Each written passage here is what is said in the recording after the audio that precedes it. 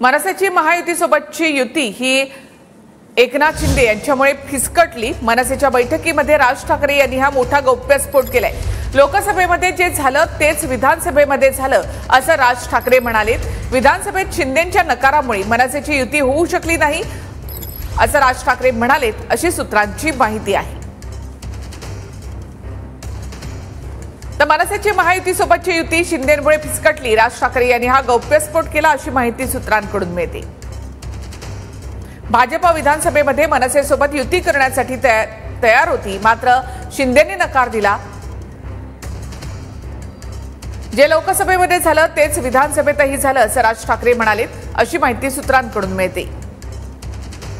आगामी महापालिका निवडणुकीमध्ये भाजपसोबत युती करण्यासाठी मनसे समिती स्थापन करणार असंही कळतं।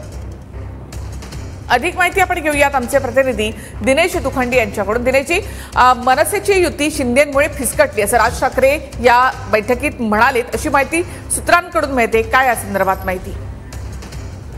बघा, आगामी महापालिका निवडणुकीच्या तयारीच्या पार्श्वभूमीवर मनसे अध्यक्ष राज ठाकरे यांनी आज मुंबईतील विभाग अध्यक्षांची बैठक घेतली होती आणि त्या बैठकीत त्यांनी एक गौप्यस्फोट केलेला आहे।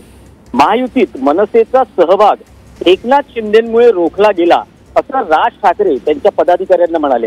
राज ठाकरेंचं स्टेटमेंट असं आहे की विधानसभा निवडणुकीत भाजप मनसेसोबत युती करण्यासाठी तयार होती, मात्र एकनाथ शिंदे त्यासाठी तयार नव्हते, त्यामुळे मनसेचा महायुतीत सहभाग होऊ शकला नाही।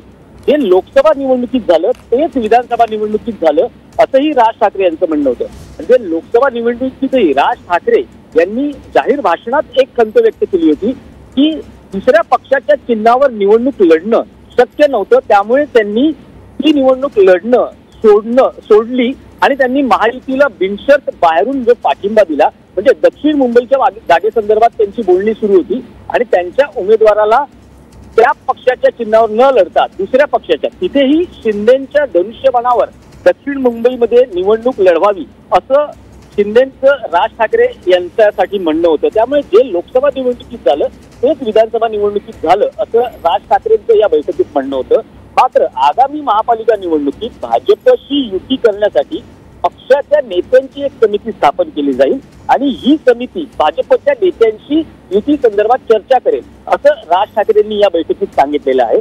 तसंच मी पोटतिडकीनं एखाद्या विषयासंदर्भात भूमिका मांडतो, मात्र पक्षाचे पदाधिकारी कार्यकर्ते ही भूमिका जनतेपर्यंत पोहोचवण्यात अपयशी ठरत असल्याचीही खंत राज ठाकरे यांनी बैठकीत व्यक्त केली आणि महापालिका निवडणुकीत तुमच्यातील ती आग दिसू द्यात अशी सूचना राज ठाकरे यांनी या बैठकीत पदाधिकाऱ्यांना केली आहे। पण आज त्यांनी थेट गौप्यस्फोट केलेला आहे की विधानसभा निवडणुकीमध्ये शिंदेंमुळे मनसेचा महायुतीत सहभाग होऊ शकला नाही। सीट वाटपाच्या वेळेस विशेषतः दादर माहीम जी जागा होती त्यात अमित यांना पाठिंबा द्यावा आणि सदा सरवणकर यांनी माघार घ्यावी यासाठी अखेरच्या क्षणापर्यंत जे प्रयत्न झाले त्यातूनच हे दिसतं आहे की सदा सरवणकर यांनी ती जागा सोडली नाही किंवा शिंदे यांच्या पक्षाने ती जागा सोडली नाही, तिथे तिरंगी लढत झाली आणि याचा फटका दोन्ही पक्षांना बसला।